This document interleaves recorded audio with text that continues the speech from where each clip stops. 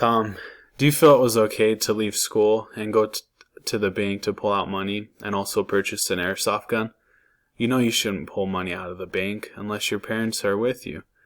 There could have been a lot of bad situations that have happened with the things that you have done.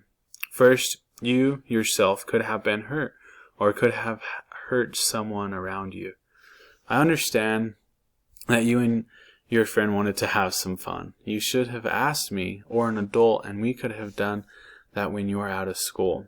There is a time and a place for everything that we do. There's also a consequence for everything that we do as well, Tom.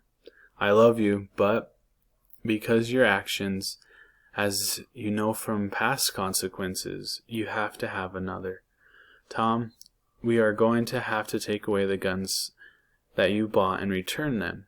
Lose the money that you took out wrongfully and have to earn the money by massaging your mom's feet and doing extra chores around the house.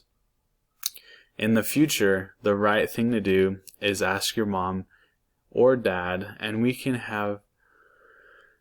would have been more than happy to take you out and shoot an airsoft gun if that's what you like to do with the money that you have earned.